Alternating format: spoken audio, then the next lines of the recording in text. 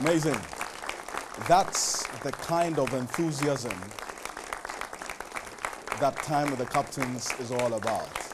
Fantastic audience. Thank you so much. Thank you.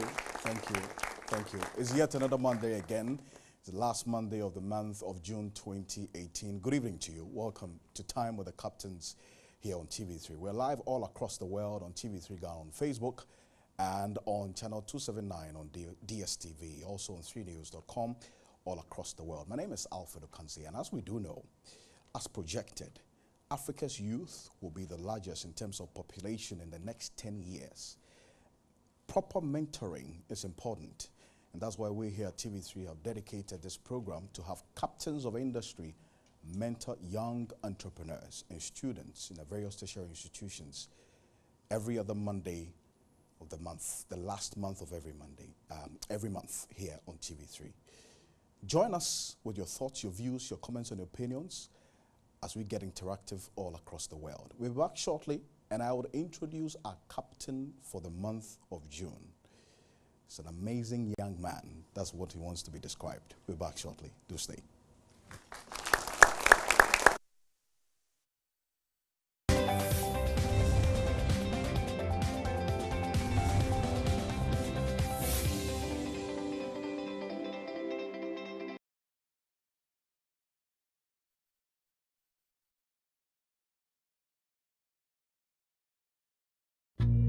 Akoto loves his family. He works hard to take care of them. So Ifya, his young daughter, can become the doctor she's always dreamt of. And Akosia, his lovely wife, can open the nursery school she talks about all the time. He can see a happy, relaxed retirement in the years to come.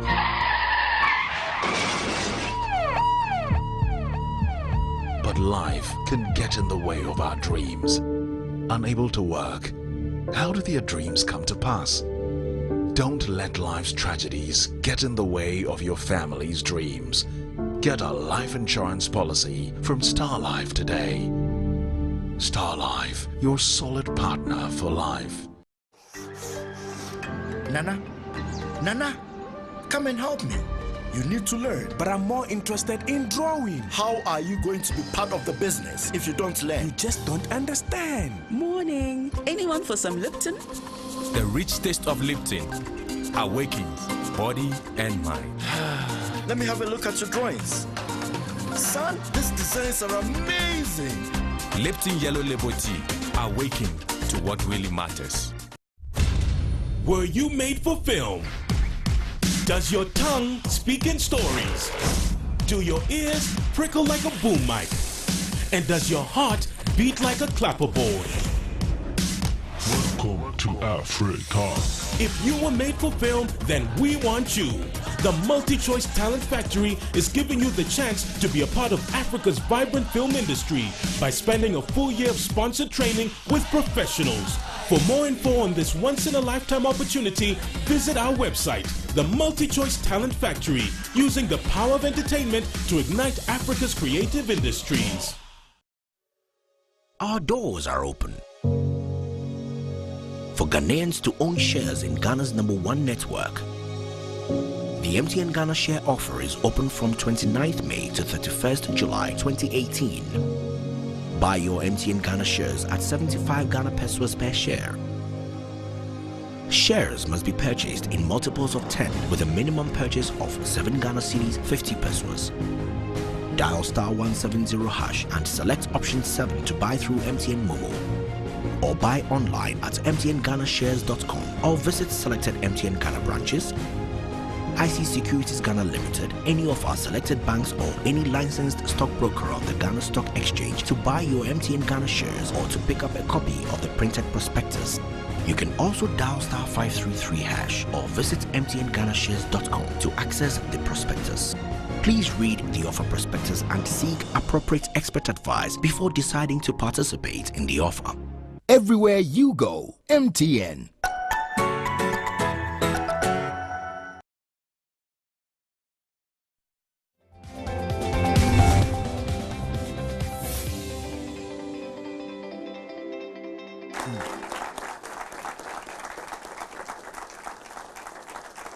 Okay.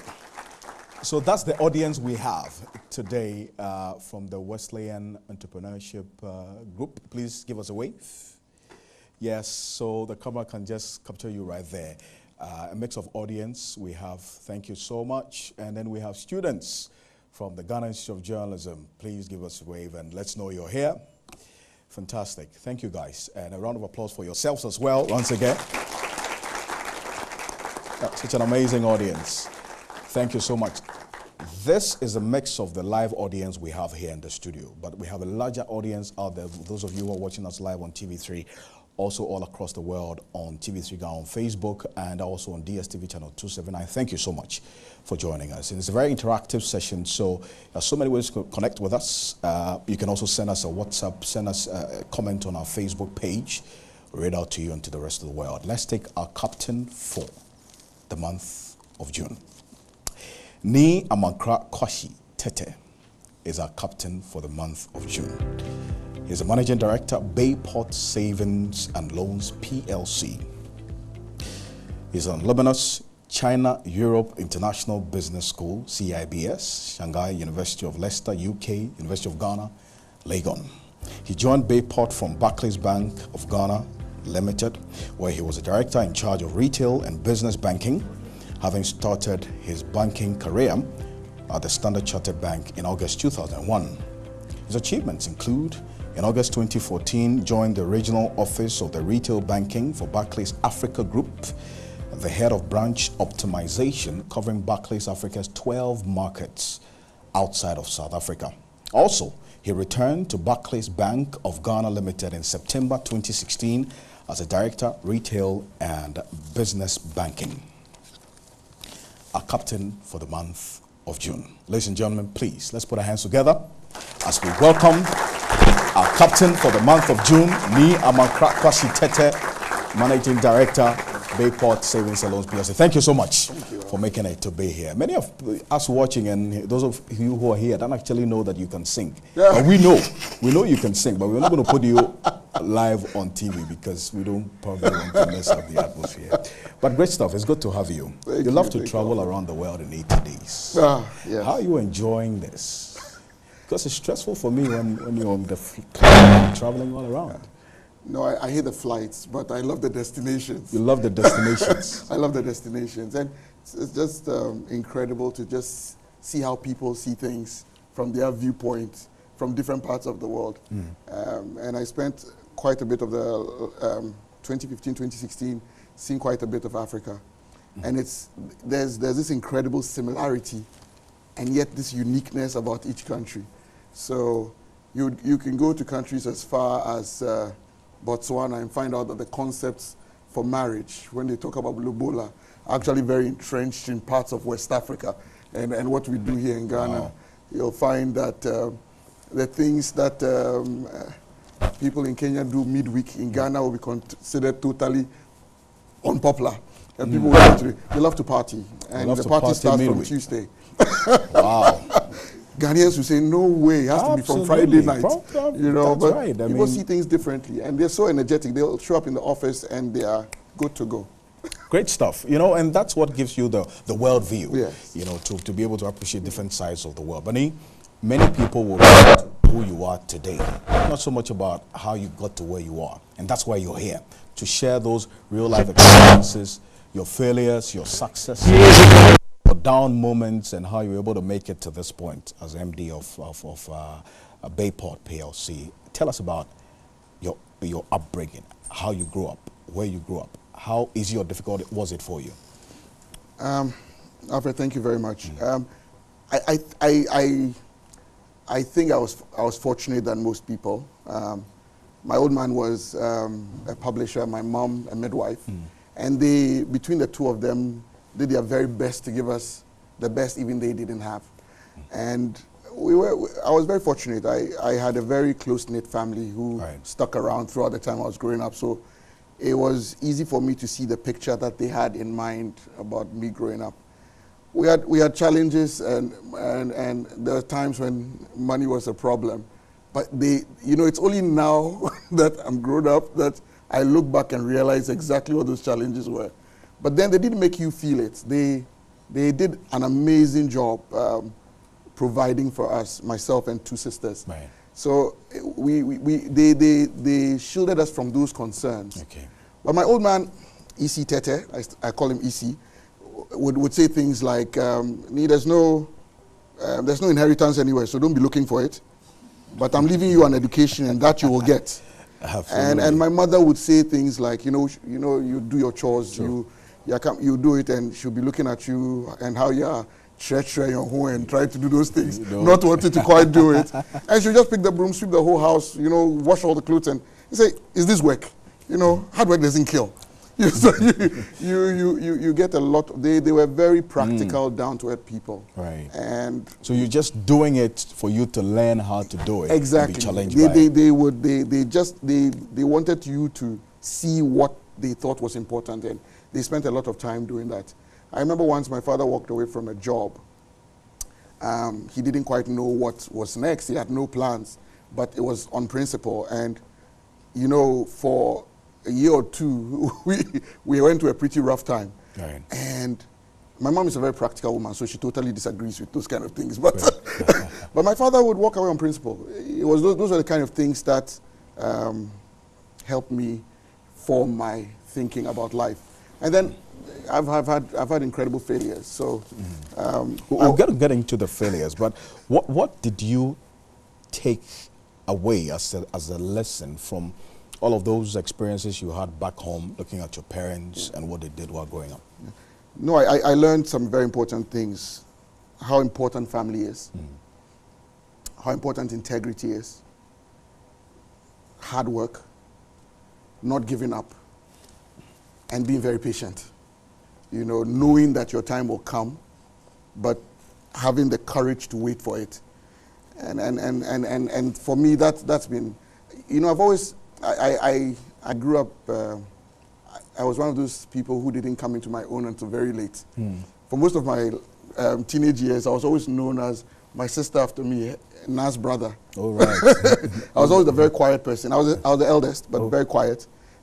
Kept to myself much of the time. Right. Was not a party person. Oh. But, you just, I was lost in my own world. I loved to read and I loved to, write. So I was just lost in my own world. But many people thought I was pretty dull. I know I've been told that quite a number of times. Yeah. But there are people who get there eventually. Yes. They call them slow but sure. Yeah, but eventually you get there. So I was patient, and I was always very self-assured, I think, because of my parents. I was very self-assured about what the future held for me. I knew that those principles they had taught, once I kept to them, I would get there. And so I wasn't worried about it. Maybe in 2 minutes, what were the failures that you experienced, and how did you get over it? Because that's one of the major things young entrepreneurs and young ones like these are not able to do. So I was one of the privileged few went to Infant Swim School. Oh, very important for me. Don't worry. But I went to Infant Swim School and had a very exciting O-level, period. From 1 to 5 was incredible. Came out believing I was one of the best science students. It was easy to feel that way, but I absolutely totally flunked my A-levels. Oh. It was very bad. What happened? Yeah. I bombed big time. I don't know, let's not even kid about it. You've come from distinction and then you were doing those letters after B. No, I like it's terrible. You say you bombed. Big time. We can relate to that. But, that was a time too that I had, met Jesus Christ. I was very responsible. I was a prefect and I was working hard. And I thought once I was studying as hard and doing all of that everything would come together. But it didn't. And I remember when I saw my results the first time. I didn't speak to God for like a month or so. I wouldn't speak to us. What kind of person allows this to happen to you? And it was a very disappointing time. It took me time to come back on my feet again and have confidence in who I was. It wasn't like I hadn't failed before, but this was just, at the A-levels. For it to happen to you at the A-levels, you just broke your back, and it took me quite some time to get out from that. But it's one of the experiences I look back at and I'm extremely proud of. I can't be put. These things just don't worry me anymore. That's right. Anything that and I have a very different worldview of those experiences. I actually welcome them because it strengthens my resolve. I'm just confident that this is not the end of it, or something more stands outside after that. So it's an amazing experience. It was painful then, but now I'm just so grateful that it happened, because I probably have been this very pompous person who thought that you knew it all. I knew everything. Something had to humble you one way or the other. Yes, Guys, yes. I would want to invite you now into the conversation. You put up your hand. There's a microphone that's going to go around, and you can shoot. Just ask your questions. We started from the basics, but you can shoot from the hip or maybe above, either of them. Questions? Right. I have a hand right there. Okay. Thank you. Yes, there's a microphone right behind you. Okay. Or you can sit, please. Okay. Feel free, sit. Oh, okay. So I would like to know, as the MD for Bayport, I mean, you happen to succeed somebody who had headed organization for about 13 years. And in as much as you've also been in the industry for about 17 years, how do you feel succeeding somebody who has spent more than a decade in an organization you've just been appointed to head? Okay, great stuff. Means you've done some reading about him already. Thank you. The second one. Okay, all right. I would like to ask a question. If I heard you well, you said you were a prefect when you were at Infantipe. Yeah. And I quite remember I was also once a prefect. So I want to know the kind of challenges that you went through, because I know guys, they are very stubborn. They will really get into so many troubles. So I want to know the kind of challenges that you went through. Okay, thank you very much. So we'll take this to start with.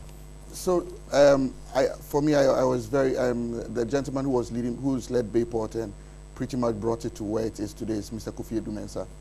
And when you're fortunate to have people who commit so much time to growing a company, for me, I went there with a lot of gratitude for his effort, and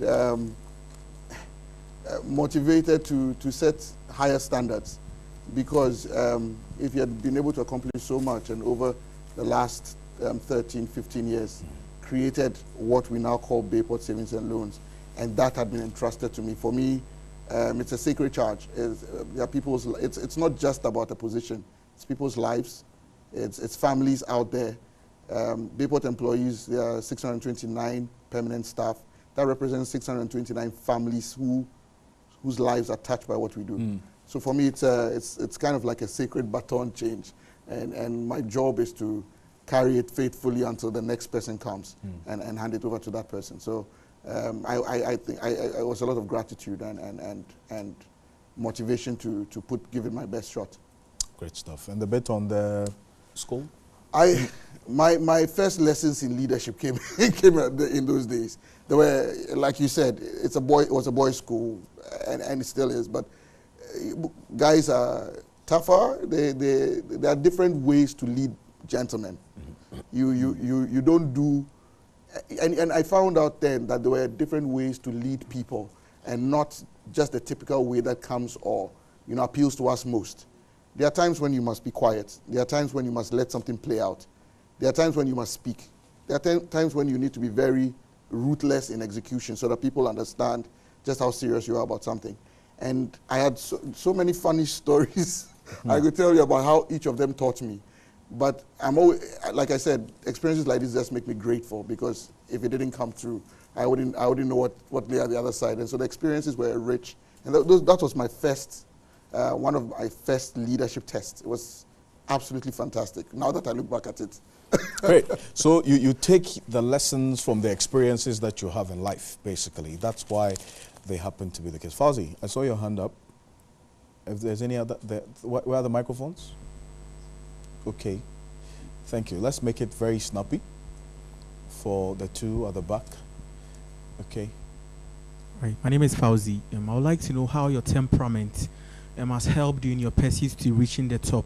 And then maybe later on you could answer my next question. It's about what your take is on the future of the savings and loan sector in the finance space. Looking at the atomic penetration it has in the finance sector, how do you tell? Looking at the what? Atomic penetration? Yes. How do you? I have to go see Fauzi.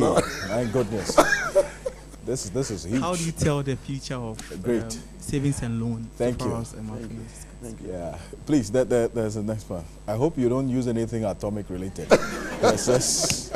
Yes. Thank you. I'm Aisha, and then I want to ask you, what was your deepest fear when you started Bayport? Yes, one of your fears when you started Bayport. Yeah. Okay. Thank you very much. So we'll take it on. All right. So, Fauzi's first question. What's about I remember that temperament? All right. So, apparently, I have a rare combination of melancholy and sanguine, and I've been told I've got some other ones that I don't usually believe I have, but I'm told. Your temperament plays a role in how you come to issues, how you come to decision making, how you come to your style of management. I've had a very interesting experience with this. So about 7, 8 years ago, I got for me what was for me the job that made that began to make me. I was made head of distribution at Barclays for the retail bank, and it was a job I filled much larger shoes. You know, there was a gentleman who was leading it who was just incredible, and he moved on, and I was asked to just step in his shoes. Wow. And I actually told them that I didn't think I was ready. But it was so bad that I sat in front of the office. I never sat in the office for 10 months. Wow. Because I didn't feel that I deserved to sit in that office. And I worked from that place. I had a desk just in front of the office. It was very weird. What was that supposed to communicate? No, really? it wasn't supposed to communicate to anybody. It was for me. It was me. I see. I didn't feel ready, and I thought they were bigger shoes, and I felt I needed to grow in those shoes. So I had to learn different styles of management. I was the youngest in the team of people who had been selected to do that job at that time, well, second youngest. And I had people who had done more banking than I was even than my age. And it was how do you lead with respect? How do you ensure people met targets without killing their own self-esteem? How do you support people and still push them? How do you? Those were the incredible contrasts I came across. And I remember in my first year, my temperament totally didn't work with that space. So I had to reinvent myself. And even though that was one of our most successful years, where I was ruthless and tough and all over the place and achieving the numbers and getting respect for it, I realized at the end of that period that in terms of how people had come along, that I had not got the hearts and minds of my people. And I found that there was a profound difference between bringing people along with their hearts and minds and bringing them along because of your authority. And I made a choice that I would lead differently from that time. So first thing I did, after that first year, which was extremely rough, I did 6-day weeks. I mean, I was at the office by like 7 o'clock. I left by like 9. My poor wife and children didn't know me. I mean, I was totally married and connected to Barclays at the time. And I just found out that that was not the life I wanted. And that was not how I wanted to be remembered or how I wanted to lead. So I came back to the temperament I was in, and I asked myself, how can I be who I am and still be effective? But I had the benefit of having tried the other method. And so the experience from then till now has been introducing the different styles at different times for different circumstances. There are people who you can redeem and bring back and set them on a path of performance without breaking them. There are people who you need to take them through that experience before you can help them. And you learn, you get better as you try the different situations. On the future of, sorry, I get carried away when I'm talking about people and stuff like that. I can understand. I mean, the passion that you have. The bit on the savings and loans, I'm going to hold on to that because it's connected to another conversation we're going to be having on the other part of the discussion. But she asked about your biggest or your deepest fears.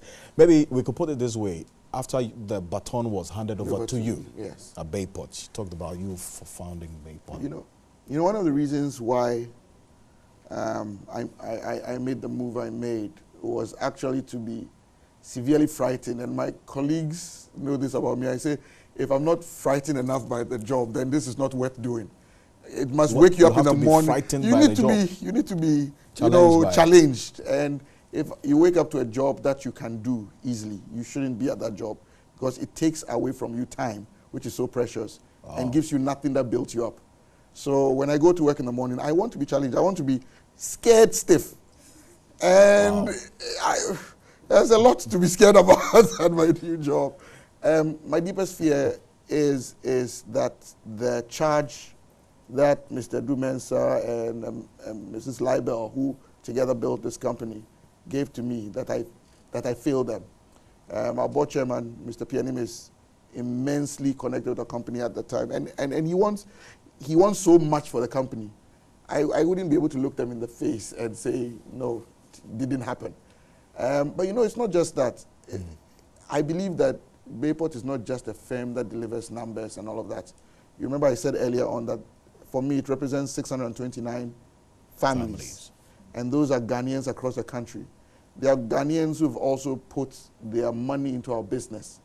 And those monies must yield the returns that they believe they would. So every single day, you don't let the fear overcome you, but you allow it to challenge you to be better than what you were yesterday. Great stuff. So a round of applause for our guests. Wonderful. Me, when you're talking about human beings, you're very passionate about it, and we can all feel and resonate with us clearly. But how do you balance human-centered leadership with profit-focused or profit-centered leadership as a managing director? It's interesting, Alfred, because a lot of stuff that the Bible has been talking about for years, people are now finally coming to it and begin to develop new leadership principles around it. But the truth is, and I have been fortunate to see this. I have seen a firm where everybody moves because there are structures in place to force you to move, and if you don't, you are punished for it. I've seen that what a group of people who are motivated by that will deliver. And I've seen what a group of people who are just in tune with what the vision is and connected to that vision will do because they want to. It's a totally different affair. You can't get that result. You can't get it. There's no structure you can create to bring about that result.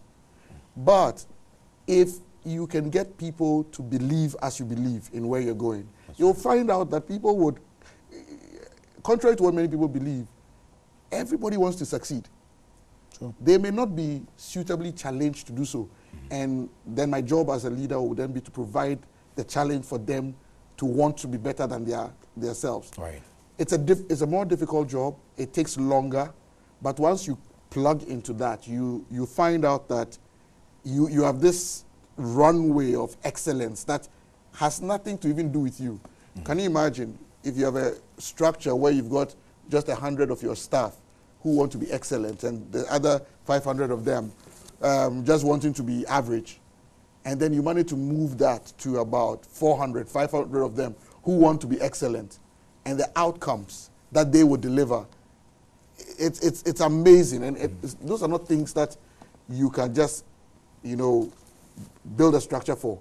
It's how you inspire the people to come along. It's how you motivate them, where you show the example and show that, look, it can be done. And if all of us actually do that, the results are results that we will all be proud of. And it takes a lot more communication, a lot more talking. It's not easy. Not everybody will believe as you do, the usual things. But absolutely. I have seen what people who are motivated just like you are, I've seen what they can do, and I've seen what they can do if there are just structures in place to tell them, if you don't get it, we'll fire you. Ni Amankra Kwashi Tete. Please, round of applause for him again. Amazing. I see that you're a very principle-centered person. So we're going to go for a quick break. I need you to think about this while we're on the break. The 5 principles in your own way that guided you to where you are now throughout your life. We're back shortly after this quick break. You're still live here on Time with the Captains here on TV3. We're live all across the world on TV3 Ghana on Facebook. For those of you sending us a comment on Facebook, I'll read them out to you. I promise you. We're back shortly. Do stay.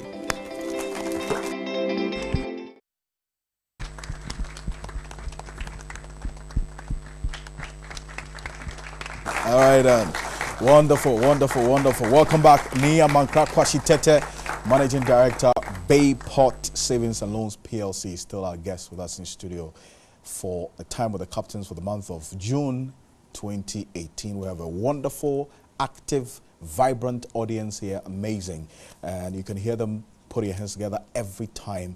That's a reflection of what's happening here. Before we went for the break, I was asking you about, maybe before the 5 principles, how do you ensure discipline as a human-centered leader? Okay, so I see you talking more about the welfare of your staff and having them, you know, feel at home, to be encouraged to work. How do you balance that with discipline to ensure that if while you are quote-unquote professionally pampering them, you're actually demanding from them to meet their goals? So for me, these are not 2 mutually exclusive principles. I believe that you can only have that kind of environment in a space of discipline. If you don't have the discipline, you can't actually do all of those things. So I believe in very robust performance management systems. I believe in accountability. I like to have a conversation with you at the start of the year and say, you know, this is what I'm thinking about. This is how things should go. This is what good looks like. How can I help you come here? Right. And in order to do that, you must also commit to certain activities and some efforts to come to that point. And there should be very clear lines between great performance and recognition and poor performance and sanctions or whatever it is that follows. I think one of the things that, especially amongst Ghanaians, is a more difficult thing to do is to have a tough conversation with colleagues. And that's always, it doesn't matter who you are, it's always the most difficult thing for us as Ghanaians, because Ghanaians are nice people. Yeah. But I find that having those conversations help everybody come on board. Actually, it's the reason why you have teams that don't work well. When you don't have the right conversation that says, this is what good looks like, this is what I expect at the end of the period, and the person doesn't do it, and you don't tell him, you actually didn't do it. Right. And for that reason, this is what's going to happen. You get people in the team who will take advantage of that process and will not perform, and they kill the morale in the team. So it's important to have the discipline underlying it. The discipline is the balance. Okay, so back to you, the audience. Who has the microphone now? Okay, so please. Okay, my name is Cheku. You talked about being frightened as a forms part of your building process. So what has been your greatest challenge? The follow-up question is, what motivates you to be able to handle such situations as you equally want to motivate those you work with to perform better? Okay, so I'll take the next one. Okay. All right. Please be snappy about it.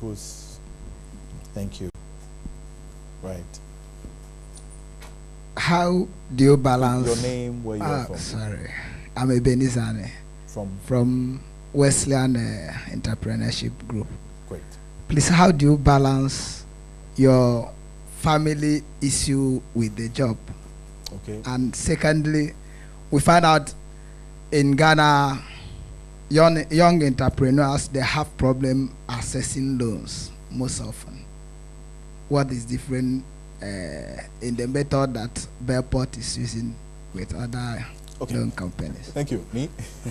All right. You're finding a nice way of asking 2 questions. It's fine. But it's so smart. We probably make it. All right. So the very first one. Greatest challenge? Greatest challenge. I have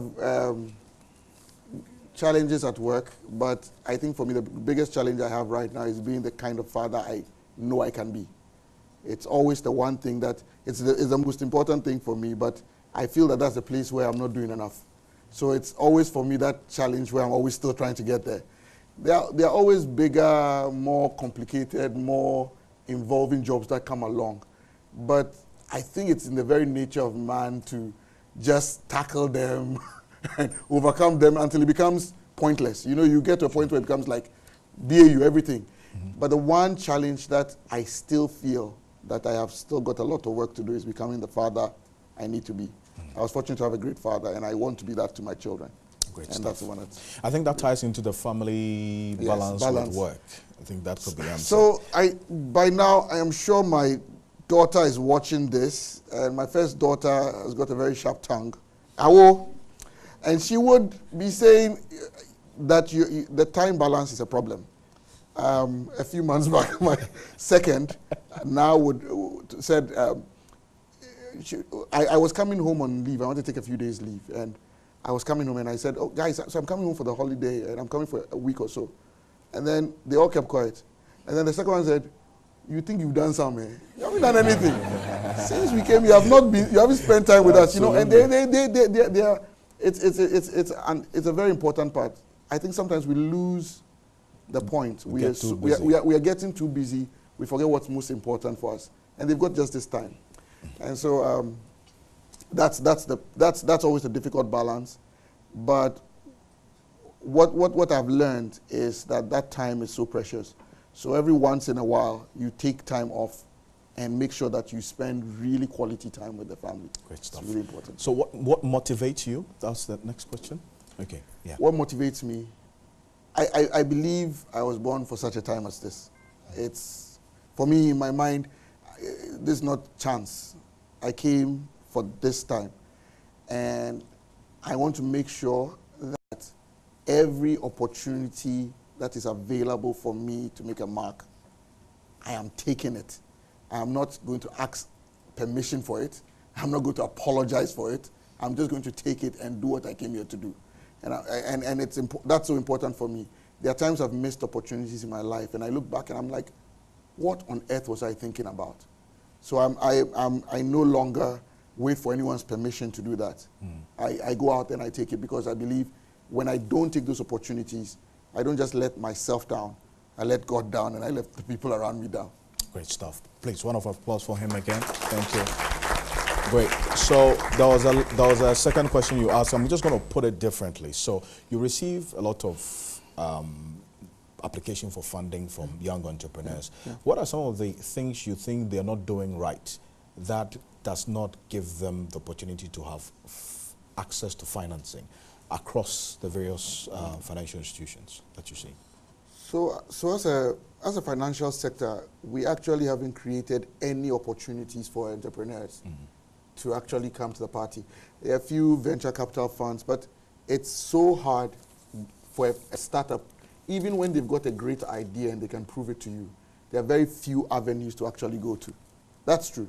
And at Bayport, we don't do quite a lot of that. We do a totally different kind of business. But I'm speaking from my experience over the last 17 years. There are very few places an entrepreneur can go to and actually, make a case and do that. But even for those few places, I had the opportunity once to look at the application that came to a venture fund company some 10 years ago. I used to be involved in SME business development, and so I'd help and support businesses to apply to some venture fund companies, not only in Ghana but outside. You find out that one of the weaknesses that we have is a lack of the ability to articulate how the money travels. We've seen a good idea, we believe it works, and so we copy it. But we don't have any real understanding. The commercial path. Exactly. Why is this important? Why is this relevant? So it's a big challenge. I find, however, that recently, and I've listened to quite a lot of pitches, there's been incredible improvement over the years. There's a lot of training out there to do it right. I think everybody's comfortable with second best. If this idea is so important to you, what will you do to make it get through? And I've also seen incredible entrepreneurs who are actually able to articulate it, but not able to raise the funds that they have. So the experience is tougher than for many other countries. I think it requires a certain national dialogue about how we want to deal with this particular problem, because we can always pretend to solve the problem and have a lot of pretend entrepreneurs, or solve the problem and then get more people coming through who make our nation greater.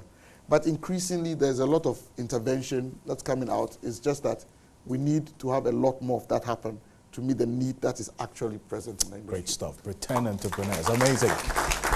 Okay, please go ahead. Yeah, my name is David. I'm from Westland Entrepreneurship Group. You said you were a science student. Yes. And besides, one of the best science students in school. In the day. All right. So what happened to you? What did you see? What inspired you being ended up about business? Yeah. Everything about you is business. What happened? Okay, thank you. Next. Yes. Yeah, my name is Kaiser from GIJ. Okay. Please, I would like to know if entrepreneurship is for everybody, and if not, it's for everybody. Yeah. Entrepreneurship, is it for everybody? If yes, what are the things we should look out for before we start business? Okay. Sounds like an exam question. Yes, yeah. I'm Adam from GIJ. Okay. You are saying you are not taking chances to get to the top. How do you intend to deal with competition? Okay, so. All right. So the very first one, I was in that big bus of medical or suicide. You know, the day. Mm-hmm. There was a time when you went to school, and if you didn't do science, everybody thought you were not really intelligent. Yeah. It's a very, very sad time. But I believed it hook, line, and sinker until I flunked my exams and had to reassess what I wanted in life. And I came from a family where there was a lot of medicine and doctors and all those people there. So I grew up. I actually spent some of my holidays in theaters, with uncles, just because I was getting ready for it, But some incidents happened that showed me that was not a calling for me. It was something that I loved to be seen doing, but not because I wanted to make a change with that. And then when the competition to go to what, I ran out very quickly. Okay, great stuff. So then, whether entrepreneurship is for everybody, if not, yeah. Even when you run a firm and you work in a company, entrepreneurship is just as important. For a lot of people, they think entrepreneurship happens outside of structures, and probably in its purest forms, yes. But even in a firm, with the resources you have available to you, you can be entrepreneurial. I think that's a mindset that engenders a lot of disruption and sets companies on the path where they can leapfrog into the leadership role. So it's a great thing if everybody can do it, but the truth of the matter is that there are people who just don't think that way. They don't see things that way, and actually that diversity is also important. So it's probably not for everybody. I was just pointing to the fact that it can be applied in different other circumstances. Mm-hmm. Not everybody, but I think is a theme that everybody should get involved in if we want to accelerate our development as a country. A bit on competition, right? What was the question on competition? About taking opportunities. Yes. Yeah. So for me, as a leader of a business in Ghana today, there are many opportunities out there. We just recently launched mobile money interoperability, and it represents a lot of exciting new opportunities for growing the space in the mass market. For me, I'm hunting all those opportunities. I'm always having those conversations and saying, why are we doing this? How can we do this? How do we make this so crystal clear that everybody comes along when we finally do it? So I think the challenge is, can I get to it first? Can I, instead of being in the trends or following the trends, can we begin to set the trends? Can we begin to have trends that my company sets that other people see and say, wow, we want to follow that? Because that's actually how to really lead the market. So, yeah. Unfortunately for us, time is really running out on us. But the bit on the savings and loans, the boom in the savings and loans industry, sector, and the downside of people just running away with other savings, what's the future like? So I think we're getting to a space where the regulator is getting to own that space very fully. There's a Ghana Association of Savings and Loans Companies, and there are 37, 38 savings and loans companies currently who are recognized by the central bank and all of that. So when you do business with them, it's good to just make sure that you have all that background so that you're not lost in it. There is, I mean, we've got less than 28% of our peoples in the mainstream banking. Where are all the other people banking? There's a big market there for microfinance, and savings and loans has a piece of that pie. I think there's a bright future there, but how we come to it must change. Great stuff. The 5 principles and then your last words. No, fortunately, forgive me. So for me, the very first thing is that there's no bad experience. Every experience teaches you something. And for me, I'm a learner at heart. Bad, good. I will learn from them. I will take from them. I would just absorb every experience I have from it because it teaches me something. Tenacity. You don't give up because it's taking you 6 years. Yeah, we know that's it, don't we? No one else knows. Don't give up. You keep the vision in front of you and you go for it when you can. But don't give up on it. Quite a lot of people miss out on the most important opportunities in their life simply because they were in a hurry to get to it. Very closely tied to that is patience. I think we've come to the most impatient times in our life. Everything has to be instant. Everything has to happen in real time, or else we are not happy. There's a quality of patience that builds character, and it's something that, as a nation, I think we should be impatient about certain things, but there are things that we must be patient about. Great stuff. People matter. People matter. People matter. When you get into any space, my youngest sister calls this social capital. So from the time we're very young, she said, you always need to build social capital wherever you go. People matter. The person you're laughing at in class today will be the person who sits across from a table that gives you your biggest opportunity 20 years down the line. Don't mess the relationships. People matter. And anytime you have the opportunity to lead people, don't take it for granted. It's a sacred charge. Fantastic. You know, there's so much in him. The conversation continues right in your homes and everywhere else. Thank you so much, Nyamanka Kwashi Tete. He is the Managing Director, Bayport Savings and Loans PLC.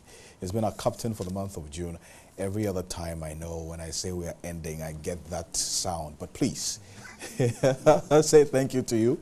Wesleyan Entrepreneurship Group. Round of applause for you guys. Thank you. Ghana Institute of Journalism, GIJ, always the audience we can count on. Fauzi, thank you for the good work. Guys, put your hands together for yourselves. Thank you so much. For those of you, wonderful audience. We have lots of you watching, very interestingly, from Russia and from Ukraine and some of the other places, I'm being told. Thank you so much for watching us. My name is Alfred Okanse. On behalf of the rest of the team, we're grateful that you spent some time with us here on Time with the Captains. Get ready as we get into News 360. Have a good evening. Thank you.